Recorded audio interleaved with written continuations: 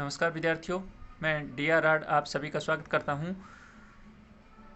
तो विद्यार्थियों, आज से हम कक्षा 12 आरबीएसई बोर्ड की बायोलॉजी सब्जेक्ट के लिए एक नई श्रृंखला शुरू करने जा रही है, जिसके अंतर्गत अपने सभी 10 यूनिट्स का यूनिट के हिसाब से अध्ययन करेंगे तथा शॉर्ट टाइप क्वेश्चंस के माध्यम से अपन यूनिट के संपूर्ण सिलेबस को कवर करने का प्रयत्न करेंगे। तो चलिए शुरू करते हैं इस श्रृंखला का अपना फर्स्ट वीडियो। फर्स्ट यूनिट जो कि रिप्रोडक्शन से संबंधित है, आवृतबीजी पादपों में प्रजनन से संबंधित है, उससे संबंधित आज के सारे क्वेश्चंस रहेंगे। तो आज का अपना पहला क्वेश्चन है कि आलू में प्रजनन किस संरचना के द्वारा होता है। पहला ऑप्शन है कंद के द्वारा, दूसरा प्रकंद, तीसरा राइजोम और चौथा ऑप्शन है पत्ती। तो विद्यार्थियों, आप पहले अपने रजिस्टर में जो भी क्वेश्चंस है उनके आंसर अपनी तरफ से नोट कर लीजिए और फिर आंसर बताते समय इनका मिलान करते हुए कमेंट डालकर आवश्यक रूप से बताइएगा कि आपके कितने क्वेश्चंस सही हुए। तो देखिए, अपने को पता है कि आलू एक तना है। पॉपुलर क्वेश्चन है, पूछा जाता है कि आलू क्या है, जड़, तना, पत्ती। तो आलू एक तने का पार्ट है और तने में अपने को पता है कि कंद के द्वारा आलू के अंदर जो रिप्रोडक्शन होगा वो होगा कंद के द्वारा। तो पहले क्वेश्चन का आंसर है कि आलू में प्रजनन कंद के द्वारा होता है। चलिए बढ़ते हैं अगले क्वेश्चन की तरफ। दूसरा अपना क्वेश्चन है कि टेपिटम का क्या कार्य है। तो देखिए विद्यार्थियों, आपकी जानकारी के लिए मैं बता देना चाहता हूं कि टेपिटम परागकोश में पाई जाने वाली एक परत होती है और इसका कार्य पूछा गया है। तो पहला ऑप्शन है आपका पोषण प्रदान करना, परागकणों को पोषण प्रदान करना। दूसरा है इंडोल एसिटिक एसिड हार्मोन का स्रवण करना और तीसरा अपना ऑप्शन है स्पोरोपोलिन, जो कि परागकण के चारों तरफ पाया जाने वाला आवरण होता है, पदार्थ होता है, जिसके कारण परागकण को जीवाश्म रूप में रखा जा सकता है, इसका निर्माण करना, श्रवण करना। और चौथा अपना ऑप्शन है ऑल ऑफ दीज, ये सभी।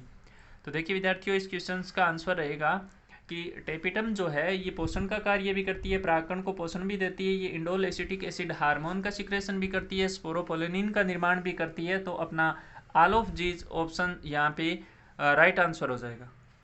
चलिए बढ़ते हैं थर्ड क्वेश्चन की तरफ। बहुभ्रूणता या पॉली एम्ब्रियोनी के नाम से जिसे हम जानते हैं, यह किस में पाई जाती है। पहला ऑप्शन है आपका संतरे में, दूसरा है साइकस में, तीसरा है तंबाकू में और चौथा है ऑल ऑफ दीज, इनमें से सभी। तो देखिए, बहुभ्रूणता कहते किसे है, तो बीज के अंदर यदि एक से अधिक भ्रूण प्रेजेंट हो तो इसे बहुभ्रूणता के नाम से, पॉली एम्ब्रियोनी के नाम से जानते हैं। तो ये संतरे में भी, सिट्रस फलों में भी पाई जाती है, साइकस के अंदर जो कि जिम्नोस्पर्म प्लांट है उसमें भी पाई जाती है, तंबाकू के अंदर भी प्रेजेंट रहती है। तो ऑल ऑफ दीज इसका अपना राइट आंसर हो जाएगा। और बहुभ्रूणता की खोज सामान्यतः सबसे पहले साइकस में इसका अध्ययन किया गया था। अगला क्वेश्चन है अपना चौथा क्वेश्चन है, आवृतबीजी जो प्लांट होते हैं, एंजियोस्पर्म जो प्लांट होते हैं, इनमें भ्रूण पोष जो होता है ये किस प्रकार का पाया जाता है। एप्लॉइड होता है, अगुणित होता है, या डिप्लॉइड द्विगुणित होता है, या फिर ट्रिप्लॉइड त्रिगुणित होता है, या फिर इनमें से कोई नहीं है। तो देखिए, एंजियोस्पर्म प्लांट के अंदर जो भ्रूण पोष है, देखिए यहाँ कोष की बात नहीं हो रही है, भ्रूण पोष और कोष में डिफरेंस होता है। तो भ्रूण पोष होता है, ये अपने को पता है कि ये त्रिगुणित होता है, क्योंकि द्विनिषेचन की क्रिया के परिणाम स्वरूप इसका निर्माण होता है। तो ये किस प्रकार की संरचना होगी, ये ट्रिप्लॉइड होगी। ठीक है। जिम्नोस्पर्म प्लांट के अंदर जो भ्रूण पोष होता है ये सामान्यतः अगुणित पाया जाता है, ये भी आपको ध्यान में रखना है। अगला और पांचवा क्वेश्चन है अपना, परागकण पाया जाता है। जो परागकण जो होता है प्लांट के अंदर पाया जाने वाला मेल गेमेट होता है, नर युग्मक होता है, ये किस प्रकार की संरचना है। हेप्लॉइड, डिप्लॉइड, ट्रिप्लॉइड या इनमें से कोई नहीं, अगुणित, द्विगुणित, त्रिगुणित या इनमें से कोई नहीं। तो देखिए, सभी को पता है कि परागकण क्या है, एक युग्मक है और युग्मकों का निर्माण अर्धसूत्री विभाजन के द्वारा होता है। तो ये किस प्रकार की स्ट्रक्चर हो जाएगी, अपनी हेप्लॉइड स्ट्रक्चर हो जाएगी, अगुणित संरचना हो जाएगी। तो फर्स्ट अपना ऑप्शन इसके लिए राइट आंसर रहेगा। चलिए बढ़ते हैं अगले क्वेश्चन की तरफ। अनुन्मील्यता का उदाहरण पूछा गया है। देखिए, जानकारी के लिए मैं बता देना चाहता हूँ कि अनुन्मील्यता होती क्या है। यदि किसी पादप के अंदर पुष्प पूरे जीवन काल में कभी नहीं खुलते हैं, पूरे जीवन काल में बंद रहते हैं, तो इनमें आवश्यक रूप से स्वपरागण पाया जाता है और इस घटना को अपने अनुन्मील्यता के नाम से जानते हैं। तो इसका एग्जाम्पल पूछा गया है। पहला अपना ऑप्शन है वायोला, दूसरा है कनकोआ, तीसरा है दोनों और चौथा है इनमें से कोई नहीं। तो देखिए, सबको पता है कि वायोला और कनकोआ ये दोनों अनुन्मील्यता के अपने एग्जाम्पल हो जाएंगे। अगला क्वेश्चन अपने से पूछा गया है कि मटर में प्राकृतिक रूप से किस प्रकार का परागण पाया जाता है? स्वपरागण होता है या परपरागण होता है या फिर दोनों होते हैं या कोई नहीं? तो विद्यार्थियों आप यहाँ क्वेश्चंस की लैंग्वेज पे ध्यान दीजिए। मटर में प्राकृतिक रूप से पूछा गया है, स्वाभाविक रूप से किस प्रकार का परागण पाया जाता है, तो यहाँ प्राकृतिक रूप से स्वपरागण पाया जाता है। हालांकि इसमें परपरागण भी करवाया जा सकता है, लेकिन प्राकृतिक रूप से पूछा जाए तो अपना राइट आंसर सेल्फ पॉलिनेशन की तरफ जाएगा। तो मटर में जो प्राकृतिक रूप से परागण की क्रिया होती है वो स्वपरागण विधि के द्वारा होती है। तो पहला आंसर यहाँ पे अपना सही हो जाएगा। चलिए बढ़ते हैं अगले क्वेश्चन की तरफ। मक्का में भुट्टे में उपस्थित लंबी धागे के समान संरचनाएं कौन सी होती है या क्या कहलाती है? ये अपना 8वां क्वेश्चन है कि मक्का के भुट्टे में उपस्थित लंबी धागे के समान पाई जाने वाली संरचनाएं क्या कहलाती है? तो वर्तिकागर, वर्तिका, बीजांड या इनमें से सभी अपने ऑप्शन है। तो देखिए यहाँ ध्यान देना आप कि मक्का के भुट्टे के अंदर पाई जाने वाली जो लंबी धागेनुमा स्ट्रक्चर होती है उसको हम वर्तिकागर के नाम से जानते हैं। ठीक है,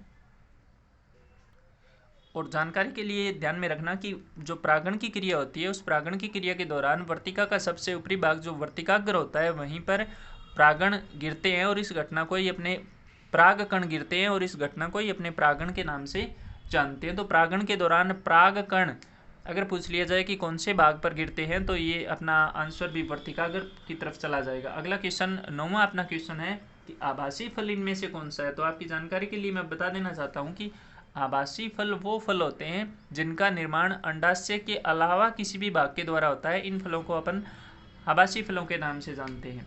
तो देखिए सेब, नाशपाती, कटहल या उपरोक्त सभी अपने 4 ऑप्शन है। सेब, नाशपाती, कटहल, उपरोक्त सभी। तो यहाँ देखिए सेब, इसका निर्माण भी अंडाशय से नहीं होता है, नाशपाती का निर्माण भी अंडाशय से नहीं होता है, कटहल का निर्माण भी अंडाशय से नहीं होता है। तो यहाँ अपना राइट आंसर क्या हो जाएगा?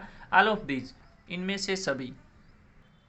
तो यहाँ नाशपाती, सेब और कटहल ये तीनों ही आभासी फलों के एग्जाम्पल है। अगला अपना क्वेश्चन है 10वां क्वेश्चन है कि नारियल का पानी क्या है? कोशिकीय भ्रूणपोष है या फिर केंद्रकीय भ्रूणपोष है या फिर दोनों है या फिर दोनों ही नहीं?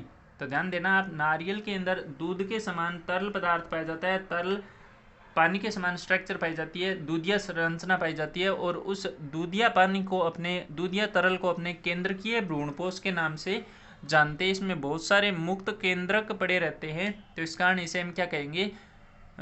केंद्रकीय भ्रूणपोष के नाम से जानेंगे। वहीं अगर नारियल की जो सफ़ेद गिरी होती है उसके बारे में पूछ लिया जाए तो अपना राइट आंसर क्या होगा?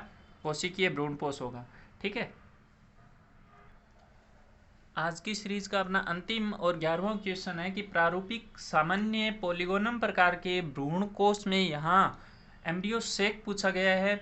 भ्रूण कोष के अंदर किस प्रकार की संरचना होती है, कौन कौन सी संरचनाएं होती है? तो पहला ऑप्शन है अपना 7 कोशिकाएं और 8 केंद्रक, दूसरा है 8 कोशिकाएं और 7 केंद्रक, तीसरा है 2 केंद्रक और चौथा ऑप्शन है आपका 3 केंद्रक। बहुत इंपॉर्टेंट क्वेश्चन है, आपको अच्छी तरह से याद रखना है कि एक प्रारूपिक सामान्य जो भ्रूण कोष है एंजियोस्पर्म प्लांट के अंदर उसमें 7 कोशिकाएं पाई जाती है और 8 केंद्रक पाए जाते हैं। आपको अच्छी तरह से याद रखना है कि ये 7 कोशिकीय और 8 केंद्रकीय संरचना होती है। वहीं एक क्वेश्चन और महत्वपूर्ण इसी टॉपिक से बनता है कि आवर्तबीजी पादपों में सामान्यतः किस प्रकार का भ्रूण कोष पाया जाता है? तो यहाँ ध्यान देना आप, पॉलीगोनम प्रकार का भ्रूण कोष होता है। ऐसा भ्रूण कोष जिसमें 7 कोशिकाएं और 8 केंद्रक प्रेजेंट होते हैं उसे हम पॉलीगोनम प्रकार के भ्रूण कोष के नाम से जानते हैं। साथ में आपको ध्यान रखना है कि भ्रूण पोष और कोष में डिफरेंस होता है। भ्रूण पोष पोषण प्रदान करने वाली संरचना होती है, जबकि एंजियोस्पर्म प्लांट के अंदर 7 कोशिकीय और 8 केंद्रकीय संरचना जो होती है उसे हम भ्रूण कोष के नाम से जानते हैं। तो ये था आज का अपना पहला इस श्रृंखला का वीडियो, जिसके अंतर्गत हमने बायोलॉजी के सब्जेक्ट की जो कि 12th क्लास का है आरबीएसई बोर्ड का, उसकी फर्स्ट यूनिट पर हमने चर्चा की। आशा करता हूं कि मेरे द्वारा दी गई जानकारी आप सभी को अच्छी तरह से समझ में आ गई होगी। आप कमेंट बॉक्स में कमेंट डालकर आवश्यक रूप से अपने सुझाव दीजिएगा ताकि हम इस श्रृंखला को लगातार आगे बढ़ा सकें।